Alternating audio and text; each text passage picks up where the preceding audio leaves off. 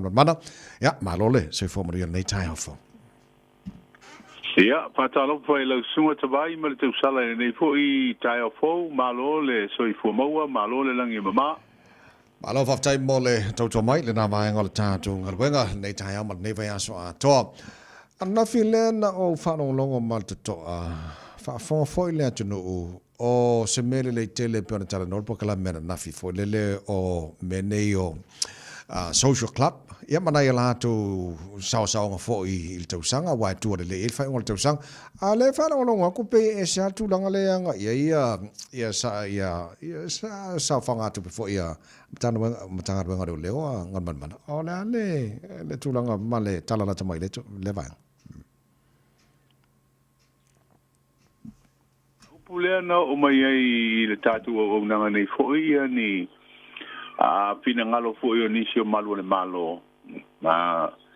tapa foi se o nanga foi le tatu pitola au e tau sa idi ai wa o la to hui wa no fo pong sapo wa le wa fail fai unga le faulunga po mtanga ngo leo e fa pena lo na tau fina to e ese ni tupe ia tai luata la mai te tongi o li imata mai tai leo a le tupe la le e fu le voluntary ia pe tu al fai tai fu le pe ave ese le luata la pe le ai a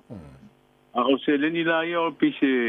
tupe fu nei so swani tonu o le fanga yo ingo le o le asosi le o malu le malo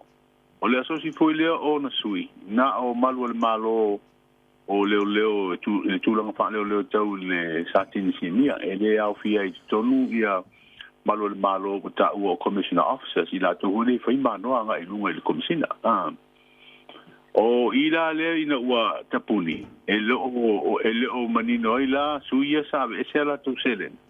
o la tu langa o ele tu pe wa fe o lana tu sanga ia lo singia esa avela tu selen ia le manino mai fa mala manga le lau nei o le asosi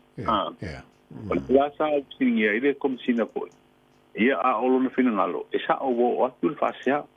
a ola na fa unga tau ai se tau pone fa mutai lo tu langa ia a o lo fa tali la wa fa tu ia e va tu si fo nei ia lo ia te tau sanga tu po le senga yo inga fa ia pe su ele la wa le pe tu ia le la huner committee pa foi o la tu ia le sa la tu si me ale asosi o feo anga ia la tu seleni le foi na o mai fin ngalo ina o mai e inisi da sa no pe ai tala foi tu pe yo la tu falaptonga ia fi lopo o to fa ola ia seleni ia pe ole tu langa na ile mta upule e ui ole asosi foi nei pisi asosi foi le ngalo ai ila tu social activities ai o le o mapuna mai fa ia o la to e te o veina tu la fono fa marsi tu la fono io nai va ngala ia singi e foi le fa ti no ngol la to o nang ina ia sanga tonu mata o to le dei mamanino Tarsia ia mose ia vave ma mose tali fi foi le wa even though e lua tala ia nei sa fanga pa sa ala fa longa na fi foi le pa lua kala sa most to petele foi le ia ala fa mo e yesi te mi e fa no so so ni mai ina ia sa fanga foi le ia moment tu putono o la tono ia tono le foi ia fa putunga tu pe e moni le lei lo finangalo awa fu ia fa pe lua tala lua va ia se tongi va te lua va so matong no fa tala lo tu pe ave se masina ona fu le masina tu sanga se fulu male lua ia fa uma nis fulu lua masina ola ia lua la u fata la le masina ia to fa po de male tu sanga o lua la u fata la le ia fa ia to lima se la ula ave se la tu pene ia e fe lo se le ni la ia o mai ia o mai o wa o kapita u fu le sa tu le mai disi te unga tupe po ia al tanga luenga le ta o social fund o tupe la le fa marusia na ese yeso ia sutala tala lese tupe ia sa pe sa apa ia tanga luenga te po ia tu le main fa vela veni maliu a piai matua ia po te tolu po ni so fa na po ia amalu le malo ia po fa pita u tu le mai komsina le fa ma vai ia fa fu la na fa unga tu sanga lu afis fu e si di lo tau fi auto fa ia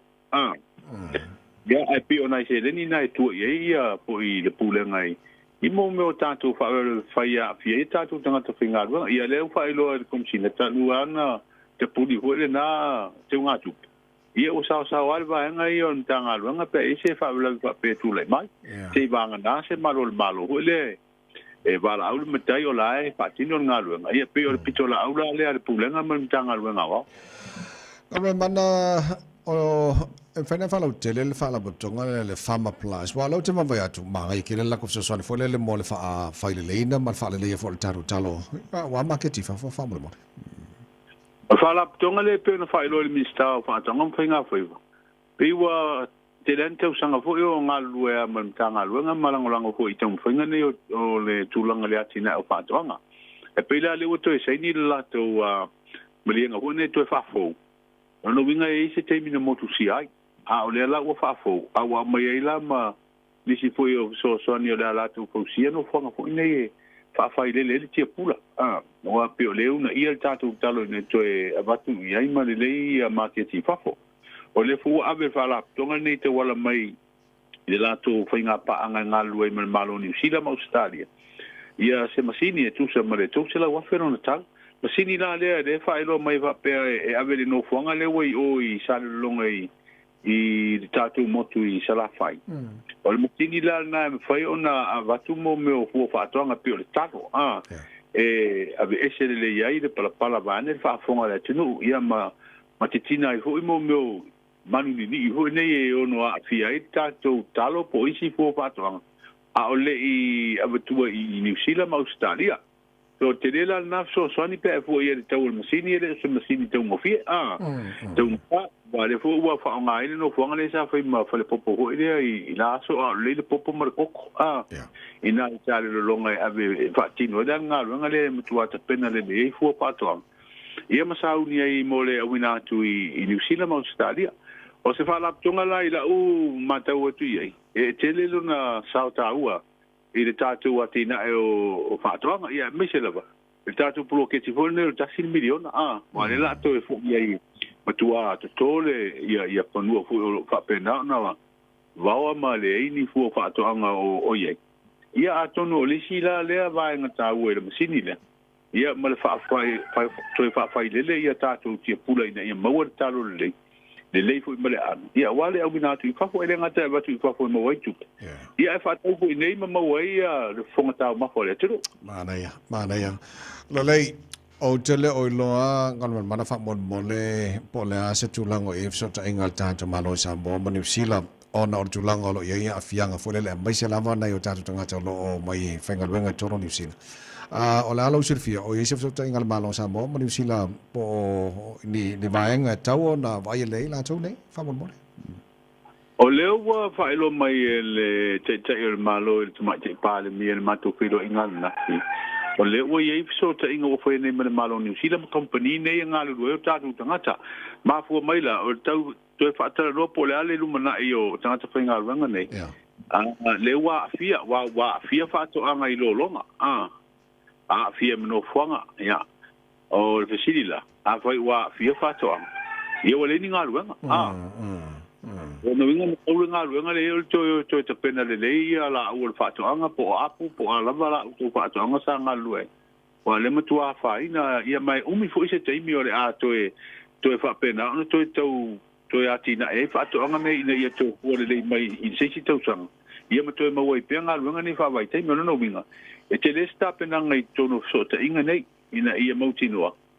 le lumana o le pokalame ia me se o tatou tangata wai le ngata ia tatou a o tunu fo le Pasifika le malanga tu New Zealand ma Australia nga runga nei tamata watu fo I di poti mai na tu o tunu kuta vai Mudi le tatou tangata fai nga runga fo ina I Hastings I tulanga maftia fo I ia fianga o lolonga ia tātou te le tau pule ma mala wha natura. Awa, papena lava ona tūle mai I lea teimi ma lea teimi. Ai pe o so ta ingana. E wa lesi tūlanga sinsigai. Ia, pe toi au mai loa I Samoa. Ia, awa, lewa osi ia pe ngainga masaini kon kanate mo company ilo no winga. Ia pe o company nei pe nisi whaatoanga nisi vaenga o New Zealand. E malanga ngaru due ai. Ai si toi tau whaola le lei apu ma Mabine maisi da au matu fatu anga le wa fie ilo longa. Mana ya lalai faftai o lo o tarial tau lungo taru tala mai Samoa lau tu foi mona tino tal valu tal nei o ani so tala la falu tele mo fa fo mai la tino. O le o fa mo tu mai le filfilingo le sui plestene fo yo tatu fam sinonga le o fo no swafa. Filfili e se tasi o tamali ia male afa ilo atu pe a o le te mi fo le o nanga te vai mo si le fio tatu no lo fa fo mai. Wa fesiringia peto e fo i mai Samoa ni so tatu tanga whainga runga wha awai te miolo i New Zealand no awhia ngau le whao ka pirielu. O a wha moe o le pionga i te mai te pāre mia, i ole ata i te ia reusunga whono Samoa i fiti le whono tai tai o Palo le Pasifika o se whono wha apitoa i le whainga le vana so fau. O le ua wha ilo mai wha le palota e skuru fitu mo le whainga whiwhiringa vai maunga tolu le vai aso momo nei te vai. Mo fa ilo mai tulanga fo i se fa un kapena le afa pena ona batu ai ngase fo i le kanesa ia manisi fo i a fianga o tino i ngase tonga fiti na i to tunu ona wale mo i Samoa tonga fitinga i lo pokala me masani le malo na mana fafte tele lava mo le nei tai au mar nei vai aso atoa ia o mo ni mali tau i Samoa nei tai fa malta pokala. But tia le mana yo le tau tabai. Fai asi tau malu rume fu le pon po man ni taiao. Ya, o tulanga na le tau o pewa alu atu aka perielu ma watu mai mawinga fa le tonu le tau. Wa le na tau le vea ma tu ti munga i fainga ka perielu na o to wa piai. Ya o te lo go tu na i le tau le anga na. Ya le fo i foto mai winga le yo le tau. Ya, fa tai le lo fo le ni ole fa pena e mo ia wa fiani si na New Zealand no ole fa ia lo to te le ata to lo fa pena na mo wa so i fu le ma le pui ngama le te me le tsang a winga na le tau e sa mo le fa ngol ba yaso ma ni fa ngol le ba yaso fa te le la mo le tai mo le ba so ato ngama ya manu ia fo kwanga le fa ngol ba yaso na tu o tato maptanga tai lava le fionga ngama mana tu ba tipi Autagavaia le sui o radio Samoa i pia